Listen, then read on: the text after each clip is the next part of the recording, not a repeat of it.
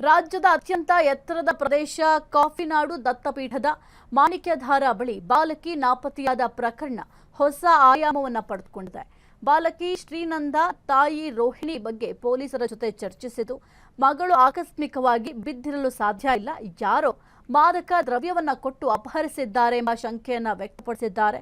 ನಾಪತ್ತೆಯಾದ ಬಾಲಕಿಯ ಹುಡುಕಾಟಕ್ಕಾಗಿ ನೂರಾರು ಪೊಲೀಸರು, ಅಗ್ನಿಶಾಮಕ ಹಾಗೂ ಅರಣ್ಯ ಸಿಬ್ಬಂದಿಗಳು ಸೊಂಟಕ್ಕೆ ಹಗ್ಗ ಕಟ್ಟಿಕೊಂಡು 300 ಅಡಿ ಆಳಕ್ಕೆ ಇಳಿದಿದ್ದಾರೆ. ಇತ್ತ ಪಶ್ಚಿಮ ವಲಯ ಐಜಿಪಿ ಅಮಿತ್ ಸಿಂಗ್ ಕೂಡ ಚಿಕ್ಕಮಗಳೂರಿಗೆ ಭೇಟಿಯನ್ನು ನೀಡಿದ್ದಾರೆ. ಈ ಮಧ್ಯೆ ಬಾಲಕಿ ನಾಪತ್ತೆ ಪ್ರಕರಣ ಸಂಬಂಧ ಆಕೆ ತಾಯಿ ಹೇಳಿಕೆ ಹೊಸ ಸಂಚಲನ ಸೃಷ್ಟಿಸಿದ್ದು ತನಿಖೆಯ ಆಯಾಮವೇಗ ಬದಲಾಗುವಂತಿದೆ.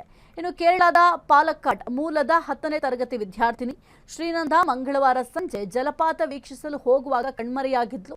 41 ಕುಟುಂಬದ ಸದಸ್ಯರೊಂದಿಗೆ ಹಂಪಿ ಪ್ರವಾಸ ಮುಗಿಸಿ ಇಲ್ಲಿಗೆ ಬಂದಿದ್ದ ಶ್ರೀನಂದ ನಾಪತ್ತೆಯಾಗುವ ಕೇವಲ 5 ನಿಮಿಷಗಳ ಮೊದಲು ತಂದೆಯ ಮೊಬೈಲ್ನಲ್ಲಿ ಅತ್ಯಂತ ಖುಷಿಯಿಂದ ರೀಲ್ಸ್ ಮಾಡಿದ್ದಳು.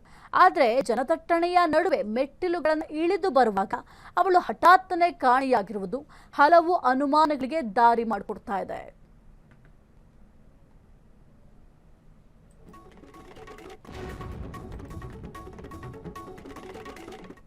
ಕ್ಷಣ ಕ್ಷಣದ ಸುದ್ದಿಗಳಿಗಾಗಿ ಫ್ರೀಡಂ ಟಿವಿ ಸಬ್ಸ್ಕ್ರೈಬ್ ಮಾಡಿ, ಲೈಕ್ ಮಾಡಿ ಹಾಗೂ ಫಾಲೋ ಮಾಡಿ.